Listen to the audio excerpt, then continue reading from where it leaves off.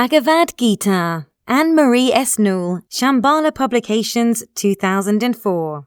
Many useful tips to get a more in-depth view of the Hindu way of thinking, take some time to contemplate life and our role in this world, learn to manage the thoughts and emotions generated by our mind. The author, Anne-Marie S. Newell, 1908 to 1996, was a French Indologist author who wrote several books on Hinduism. During her career, she taught Sanskrit and worked for years in the Department of Religious Science at the École Pratique des Hautes Études, EPHE. She was also a student of Oliver Lacombe, an Indologist, academic and professor of comparative philosophy at the Sorbonne University in Paris. An essential part of Indian religious literature, the Bhagavad Gita, is set in a battlefield, a metaphor for the ethical and moral struggles that humans are called to face in life. The Bhagavad Gita, meaning the chant of the Blessed Lord, is presented as a dialogue that takes place between the warrior prince Arjuna and his charioteer Krishna on the battlefield of Kurukshetra. Krishna is Bhagavan, the Lord, the mysterious incarnation of Lord Vishnu, the aspect of God who fosters and preserves the universe against forces constantly working to destroy and corrupt it. However, the battle of the Bhagavad Gita is not Krishna's fight, so he assumes the lowly position of charioteer out of love for Arjuna so that he can help him. In this role, he is in a perfect position to give advice and encouragement to Arjuna without violating his promise not to join the fight himself. The reason for the battle is that Prince Arjuna and his brothers have been robbed of their kingdom. Arjuna and his brothers are known as the Pandavas, the sons of Pandu, and the opposing family is called the Kauravas, the sons of Kuru. The two clans are linked by close kinship because they both belong to the Kuru dynasty. This closeness means a lot to Arjuna, and when he sees the faces of his friends and relatives in the opposing army, he decides not to fight. The idea of killing someone from his own family torments him and makes him doubt the path he has chosen, and it is at this point that the discussion between Arjuna and Krishna, the charioteer, begins. Arjuna tells Krishna that he has many doubts about going into battle, but Krishna helps restore the prince's confidence, so he takes up his arms and prepares to fight. On the morning of the battle, Arjuna turns to Krishna and asks him some deeper questions about life which he has never asked before. The Bhagavad Gita is Krishna's answer, for which he abandons his human characteristics to take on those of the god Vishnu, of whom he is the incarnation.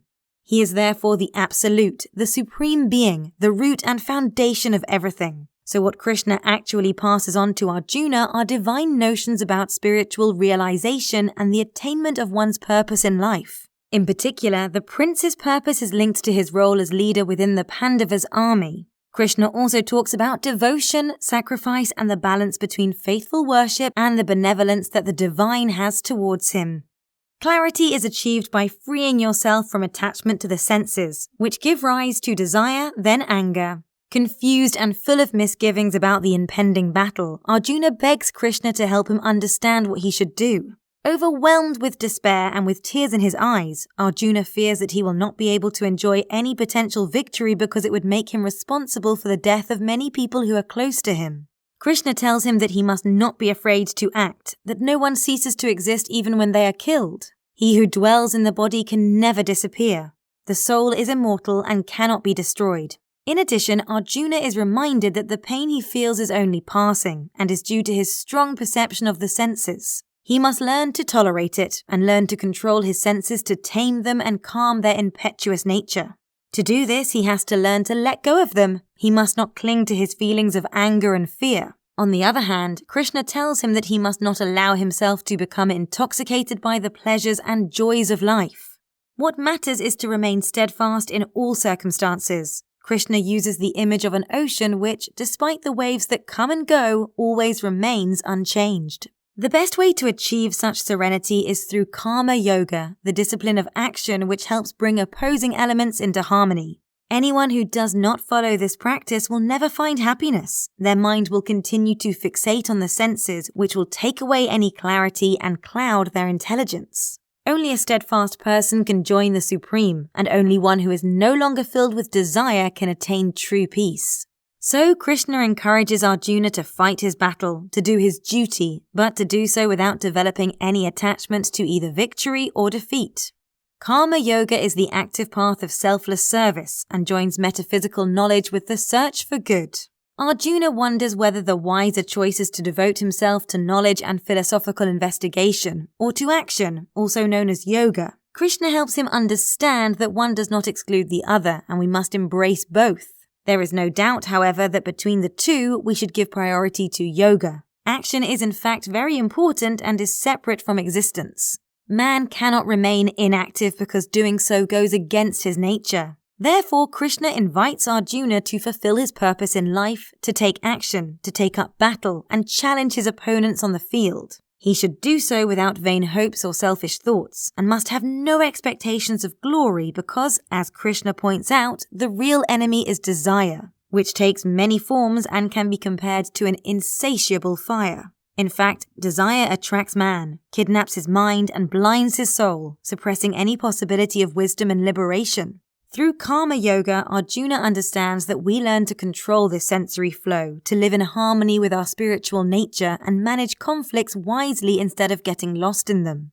It is important, however, to base our actions on sacrifice or offering called yajna. This term refers to traditional ritual ceremonies in which offers were made to the gods by placing a gift on the sacred fire, which carries the offering to the gods. The gods then respond with blessings of kindness and prosperity. Anything we offer to the divine becomes sacred and is purified from all guilt. This ritual has benefits for the individual and for the collective. Therefore, those who enjoy life's gifts without giving anything to the gods are to be considered thieves, and their existence will be forever marked by guilt.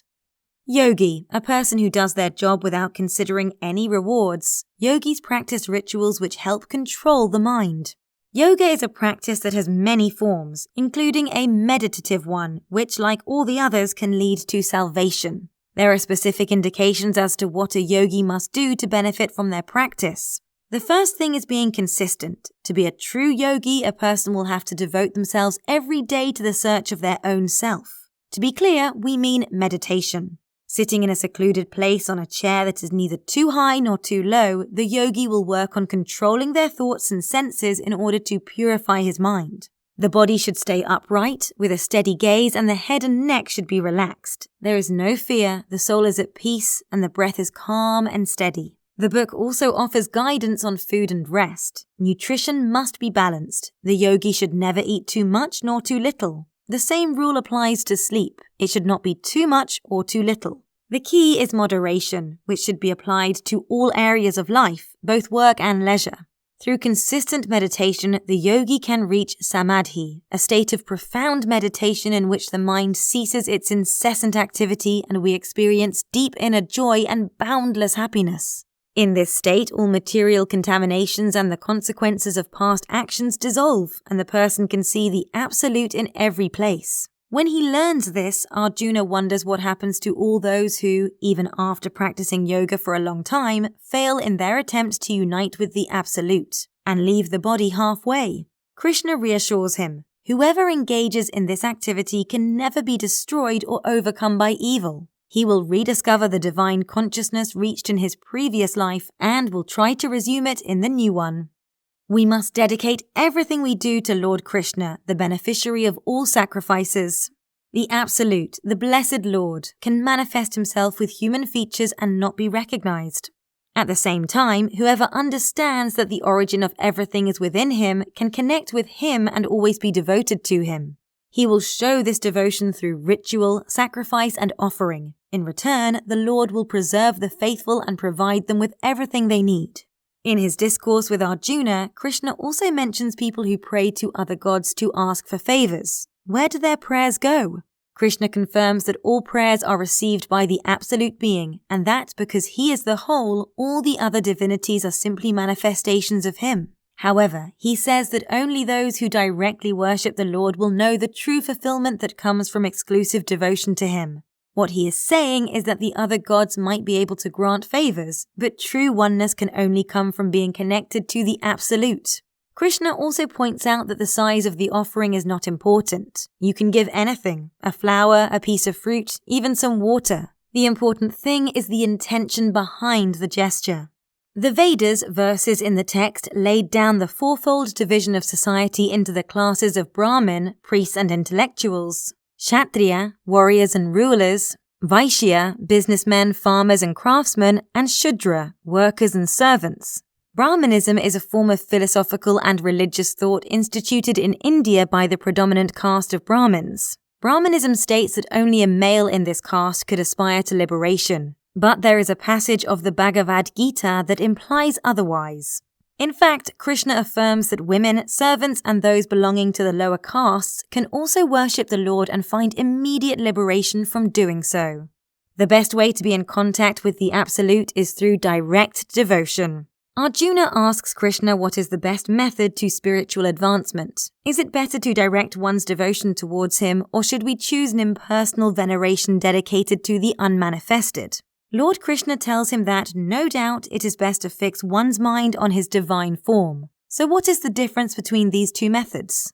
The first method, preferred by Krishna, is totally dedicated to the Absolute, which one strives to serve and satisfy. The second method, on the other hand, leads us to reflect on the reality of the world and try to perceive everything that lies beyond material things. The person whom Krishna considers perfect is the one who intensely adores him and who has spiritual strength, the one who puts him at the center of his life and thinks of him often with enthusiasm. Those who choose the other kind of spiritual path, according to Krishna, will encounter many problems. He says that their journey will be difficult and their souls will be put in an unnatural, unpleasant state. When speaking of the correct form of devotion and service, Lord Krishna reaffirms his appreciation for those who are only devoted to him. In particular, he lets Arjuna know that he is close to the faithful who, as well as worshipping him and no other, are tolerant and not envious of anyone and do not aspire to the fruit of their actions. He strongly approves of people who never cause difficulties for others, who are balanced in honor and dishonor, and who manage to keep a balanced view of both friends and enemies. Finally, Krishna holds dear anyone who is fully committed to the path of devotion and who makes their spiritual fulfillment a priority in their lives. True knowledge has nothing to do with the body, but with the Supreme Soul, also known as the Absolute. Krishna has many important things he wants to tell Arjuna. One of them is related to the word kshetra, which is Sanskrit for field of action and refers to the body. The body is made up of emotions such as anger, aversion, pleasure, pain, as well as organs and limbs. Intelligence is also part of the body. Krishna explains that both emotions, our body parts, and our senses are material elements and points out that they are in constant transformations. Emotions, whether positive or negative, change according to external events. The body changes as we grow, from childhood to old age, and this change is inevitable. At this point, Krishna introduces a concept called kshetrajna, meaning the knower of the field, one who resides in the body.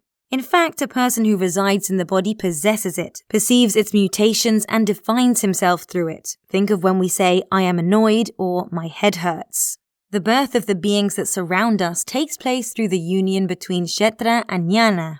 The Lord is present in all these beings and is immutable, even if they are not. For this very reason, true knowledge cannot take place through the material world. Krishna says all that which merely transmutes, which does not respond, which is inert, has no value. Yet most people tend to completely identify with the body, whereas in fact the two entities, kshetra and jnana, the field and knowledge, are different and should not be confused. Authentic knowledge occurs when the field of action, the body, is distinguished from the knower of the field. Only by making this distinction can a person come into contact with the Supreme Soul and consider himself free.